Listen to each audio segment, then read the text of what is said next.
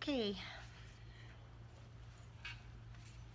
Good morning, everybody. It is January 7th, and I wanted to try to record a video. I'm going to definitely record two today. I'm going to do one this morning and one this afternoon. I'm got a little plans to go out to lunch with a girlfriend of mine to a wonderful vegan restaurant in Cottonwood, Arizona.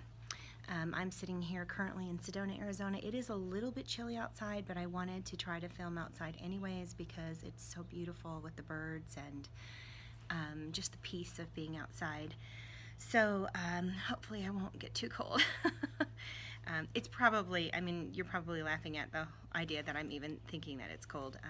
It's probably in the 40s here, but so I feel sorry for all of you. I saw on the news this morning there was like people were getting dumped on snowstorm after snowstorm, so you have my sympathy. You know, I remember what that was like in Wisconsin. So anyways, today's video that I want to record is going to be about the WTF 2016 and how to survive and not experience a shitstorm in 2017. And the reason I decided to do this video was for my own personal experience of 2016 was that it was one of the best years of my life and one of the worst years of my life. And so the polarity of it struck me as so odd. And I shouldn't say maybe worst, more challenging.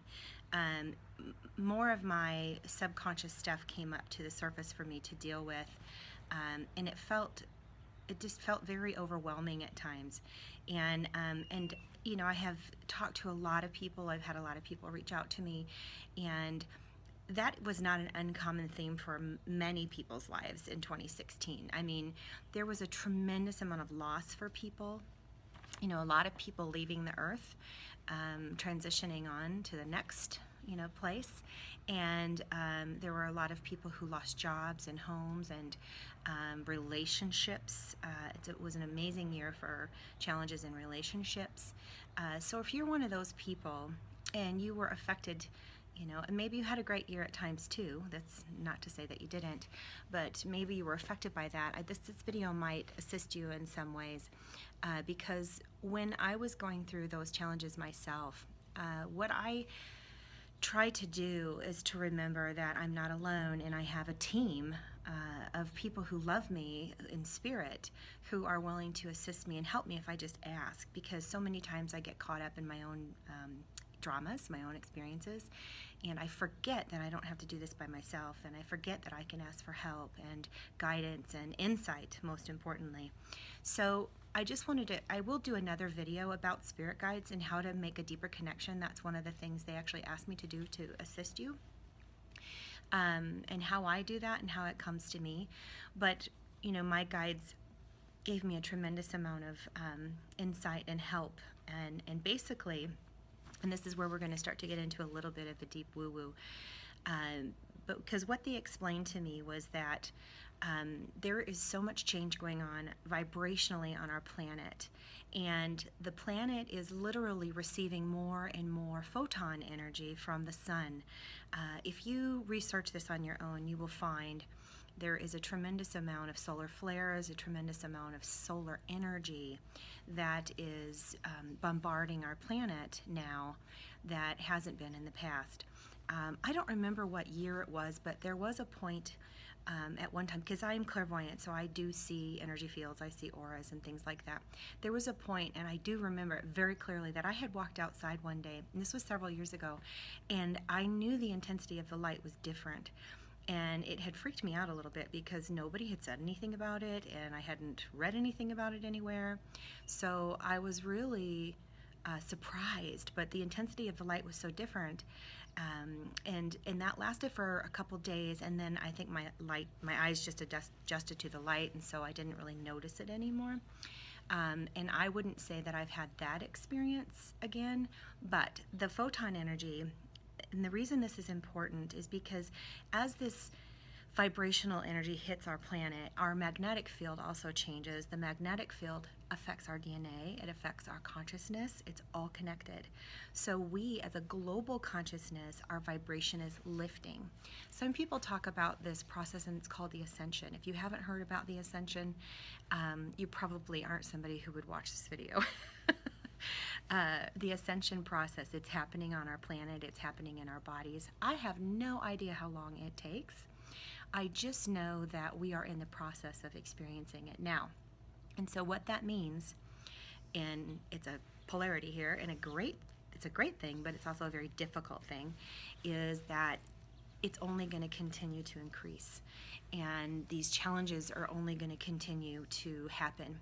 And what I mean by challenges is our spiritual nature is literally expanding in our being. And so everything that's not in alignment with love and oneness, seeing our connection to each other, everything that's not in alignment with that is kind of being dredged up to the surface for us to deal with. It's happening on a personal level for you, and it's happening on a global level for our global consciousness, so us as a humanity. And I think that the greatest example of this was in the election. When we watched the election results and we watched how people were reacting, it was such a division, it was such a polarity. It was a very painful experience for so many of us, not just because of the results, because some of us enjoyed the results, but more so because of the division and the negativity that it brought out in our friends and our neighbors, and so much anger and judgment and racism. But my guides reassured me that this is a necessary part of the process because it's our shadow, basically. It is the part of ourselves that we're in denial of, and I certainly was in denial of it as a global consciousness. I did not realize we still had so much racism and so much hatred and separation kind of thought mentality, because I don't exist in that here. And so for me to step back and see that my brothers and sisters here on this planet, that there are many who are still caught up in that mindset, was a painful experience. But you have to step into it and claim it, because it has to be healed. It has to be brought up to the surface. We have to see that it exists so that we can start doing things to change it. So it is these photon energies, they're increasing on the planet and they're drawing up to the surface all of our shit, all of our shadow stuff. So all the places that we don't love ourselves, all the places that we don't love each other, those things are coming up to the surface. All the places too where we feel like we aren't enough if this person's not in our life. So that's where sometimes, the loss of a loved one or the loss of a relationship, it brings out this sense of fear and this sense of incompleteness. And those are places that have to be healed in us, because in regards to a loss of a loved one, we are not separate from them. We are still connected to them. They are still available to us to love, to share.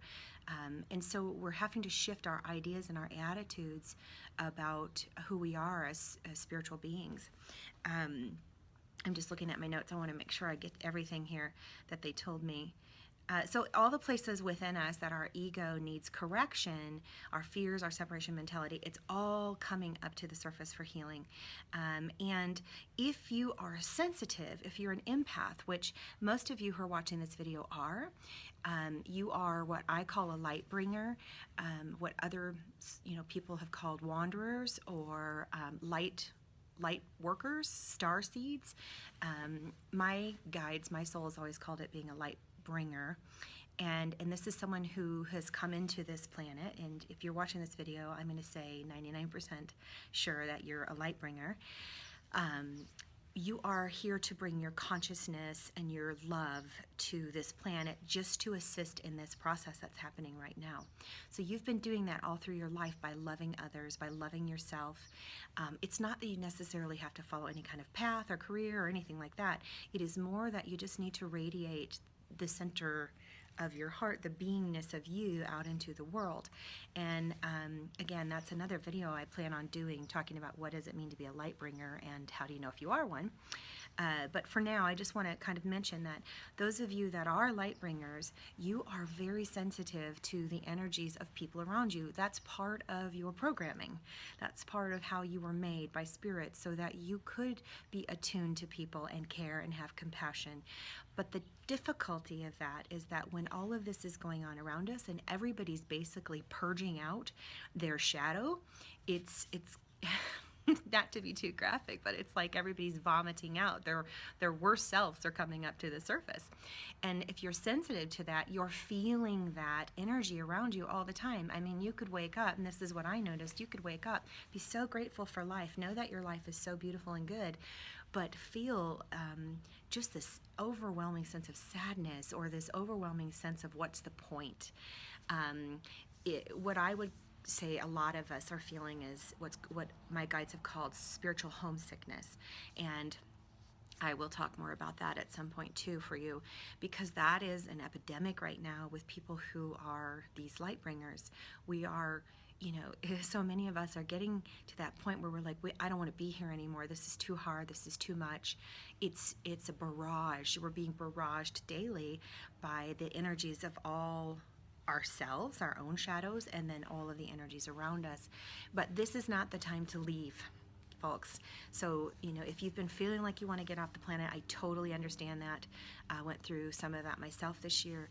But please, please, please recognize this is the moment you were born for. This was the moment that you decided to come here and help for. So please recognize that and do everything you can. I'm going to give you suggestions that my guides gave me that have worked really well, have helped a lot. Doesn't get rid of it, but it makes it more easy to process through it. So maintaining your field integrity is the most important thing. So I'm going to tell you a couple of the things that they told me have helped. And I'm going to talk to you, these tools that I'm going to give you so that 2017 doesn't feel like a shitstorm to you, is to, you can apply all of these tools, which I have applied all of these tools and I'm living by these tools now, and it's made such a difference. Or just try to integrate a few of them. Just try to integrate a few of them. It will make a huge difference for you, because all of these things are going to help maintain your field integrity, meaning your energy field integrity, which is kind of like your protective barrier to all of these energies that are being released around us. Let me just see here. Okay, so tools. So I'm going to talk to you. There are several. You got to address the mental, the spiritual, the mental, the emotional, and the physical body. All of those bodies have fields or energy fields around you, and all 4 of those need to be addressed, okay? They need to be taken care of and maintained. So I'm going to tell you what I do to maintain those. So spiritual field, your spiritual field, which is related to the 4th chakra, your heart. It's also how you connect with your loved ones who've passed, or your guides, and the love of spirit around you, okay? The most important thing they told me, and it's funny, I saw a quote by Rumi today, and I knew I was doing this video, it was exactly the same thing. So the most important thing to maintain your spiritual field integrity is to have an intention of kindness, to be kind to others, to do everything you can to be kind to others. So, I mean, this includes even when you're driving a car and somebody cuts you off, because road rage is, oh my God, it's an epidemic. To set your intention to be kind. So be patient and kind with your fellow brothers and sisters here on this planet. Take the time to think of ways that you can be kind with your words, even with your energy, and most importantly with your energy. It's not enough to just say something kind. You want to feel the kindness. You want to be in the vibration of the kindness. So the quote I heard by Rumi today was, there are the 3 most important things in life is to 1, be kind, 2, be kind, and 3, be kind. So I love that quote, and it just kind of validates what my guide said to me was the most important thing for me to focus on, all of us to focus on. We can shift the planet just by being kind. That's the most important thing for your spiritual field integrity. As far as then your mental and emotional field, they kind of work together. They told me that you need to practice looking behind the behaviors, which this is something I've kind of always done, but maybe it's new to you. But look behind the behaviors of yourself and of others and look for the truth. Why are they really doing that? Or why am I really doing that? What is causing me to behave that way? Because this is the time to really understand yourself and to have compassion and then understanding for other people. So ask yourself the question before you react, and this is the hard thing to do because we're so used to reacting and just, behaving as we've always behaved. But offer compassion to yourself and to others by asking yourself, why am I doing this? Why do I want to say that? Why am I acting this way? Or why might that other person be acting the way they are? Instead of assuming that it's, just pure negativity. There might be pain there, there might be fear there. Most likely there's fear there. And to just be willing to notice that fear and offer it, number one, kindness. The other thing that they gave me, when this one was really imperative for me, because, meditation, when we get caught up in our dramas, sometimes we forget to meditate. So meditation is key, even if it's for 5 minutes a day. But they gave me 2 meditation tools that I had never had before. One of them, and both of them I'm going to provide videos on so that you can have it for yourself. It's just too long to include in this little video. The first one is to do a cleansing prayer and an intention of alignment, and that's a simple statement that they gave me, and you get into an intention of alignment, and that can clear out what I call spiritual chum, which is just the garbage of everybody around you as everybody's releasing and letting go of all of this shadow stuff. You can accumulate it being an empath. It just kind of picks up, you pick it up in your field because you have compassion and caring. And learning how to, put your field integrity up so that stuff doesn't get, stuck in your energy field. So a cleansing prayer and intention of alignment. And then the second thing is this blue sphere meditation that they gave me. Again, I'll do a video on that so you'll have that access, but it's so powerful and so simple. And it's very effective. And so to do that every single morning before you go out and about in your day, to make sure that you let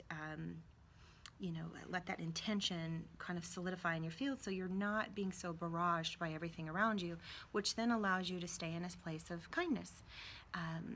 And then develop your relationship more strongly with spirits. So spend more time, and I like to do this a little bit every day. Like I have a little guidance card deck that I pull out in the mornings when I have my coffee, and my husband and I both do this together. But just to, ask your guides, knowing that they're there, even if you don't know who they are and you don't know much about them, you can still ask your guides for assistance today and to pull a card out. And when I do the guide video, I'll show you my cards because I have several decks, but there are a few that are my favorites. And ask them to give you guidance for what should I focus on today? What should I pay attention to today? And then you're just going to pull a card out, and then you're going to just sit with that card for a moment and see what kind of insights come to you about it. And that's how your guides can kind of reach you. And then you're going to pay attention throughout your day for any signs or information that comes to you, maybe from another person or a book or even a television show, that kind of validate or enhance what your guides were talking about. And then the last thing is the physical body and how to maintain the integrity of the physical body. And I will tell you, this is something I realized I was very much lacking. I was so focused in the higher frequencies on my field, in the meditation, in the mental and emotional fields, and working on all of that. And I thought, if I do all that, it'll filter down and it'll affect the physical body. And what I have now learned, from my arrogance, is that is partially true, but you must also focus on the integrity of the physical field. And so there are ways that you can, especially now, and let me say that, this was what my guides told me. I could get away with kind of ignoring, not really exercising, not eating the right foods. I could kind of get away with that most of my life because the energies weren't as intense as they are now. But because the energies are more intense and increasing, and the vibrations of our bodies are going up, we don't want to hold our bodies back from moving into this expansion, because holding our bodies back, you're going to have a shit ton of symptoms. And one of those is adrenal fatigue. And I'm seeing that almost like an epidemic in healers and readers. I've met so many out here in Sedona, and they are really struggling with this adrenal fatigue issue. But the physical body has to be also lifted in vibration, and so that the cells of the body can receive the light better. And so these are the things they told me I had to do if I really wanted to assist and love my body. And it was all about loving my body. So I could not do any of these things in an unloving manner, meaning, like critically pushing myself, being, harsh about if I don't do it perfectly. That was out of the question. Not number one rule, kind. So being kind to the body, and all of these things you'll see are kind to the body. So the number one thing they said I needed to do was I needed to shift into a high vibrational diet. Well, what the heck is that, right? High vibrational diet is eating the most amount of foods that you can that have photon energy or light energy, which is plant-based foods. So I shifted over to a plant-based diet. So I eat whole foods, plant-based foods, nothing processed. I don't eat white sugar, but all of the things I eat have plant-based whole foods connection. So it comes from a plant. Everything I eat comes from a plant. I do take one supplement, which is vitamin B12. I may do, if you're interested, a video on what the high vibrational diet looks like, because it is amazing. Within 2 weeks, I could feel a huge shift in my body, and the energy is amazing. The second thing is to avoid stimulants, because there's these highs and lows that come into the body, and stimulants, and I mean caffeine, really attacks the adrenal gland. It causes too much adrenaline and cortisol to be released all the time, and then your body gets drained and exhausted from it. So I gave up caffeine a year and a half ago, and oh my gosh, I never looked back. And I know you think it's hard, but I promise you it really isn't. It takes about 2 weeks, and then your body feels amazing, and you don't have highs and lows anymore throughout your day. It just goes away. Thirdly, you have to drink a high amount of pure water. We all know this. We've been hearing this for a long time. So I actually keep a little record of how much water I drink, because I can get busy and forget to drink water. But I use a filter. I have to say this. This is pretty woo-woo, but if you can avoid fluoride, you will do so much better. We have no fluoride in our water in Sedona. Of course, Sedona cares about that kind of stuff. But your local water might have fluoride in it. But you can get, like I think the Brita pitchers, there's some out there that will eliminate the fluoride for you. The reason fluoride is so bad is because fluoride actually interferes and blocks your pineal gland. Your pineal gland is like your little walkie-talkie for your soul, your spiritual walkie-talkie. It is your spiritual communication device. So if your pineal gland is being blocked, you're not going to hear your soul and your spiritual information as clearly as you could be, and maybe not even at all. So we eliminated fluoride from our toothpaste years ago, and also from our water. And of course, I don't really have any issues hearing and connected with my pineal gland. So it's just a suggestion to avoid fluoride. And then they told me that I had to do daily movement. It didn't have to go out for a 30-minute, exercise, cardio crash down. But what I needed to do was I needed to give movement to my body. It needed to be at least 10 or 15 minutes a day. I do love going on hikes, so I have no problem doing that, but I can only do that maybe once or twice a week with my husband. But daily movement. So I put on great, fun, funky music, and I boogie, and then, move my body around just to get out. And because what you're doing is you're flushing the toilet of your aura when you do exercise. You are helping your body and all the cells of your body release any of your own stagnant energy, any of your own detox, toxic kind of stuff, and then anything that has come into your field, you're also helping to flush that out of that physical body layer. So if you've been tired a lot, feeling headachy or achy in your joints, these are also symptoms of there being too much of that energy in your field, other people's energy. But this movement will help. So yoga's great, and walking, just plain old walking. So anything you can do to get at least 10 or 15 minutes in to kind of flush the toilet of your aura. So those are the things that my guides told me are really helpful, and I do every single one of them. I can tell you that the most challenging one for most people is the high vibrational diet, and that's just because we're so addicted to meats and dairy and all of that kind of thing. And some people even have the idea that they don't feel good on that diet. But I will tell you, it's not that if you can't do it 100%, don't worry about it. Try to do it 90%. Like, maybe only even having a cut down to meat once a day. And then maybe work up to once a week. But I'm not here to sell you on any of this. I just wanted to share with you what my guides actually gave me as recommendations to help myself be able to handle the energies around me better, and to feel more grounded in myself and have more field integrity so that I can continue to radiate the love and kindness that my soul is here to offer. So I hope that's helpful. If you have any questions, you can post it in the comments, or you can email me. My email is rev.martina@gmail.com. I will also put that down in the info box for you. And God bless, and I hope you have a gorgeous, gorgeous Saturday.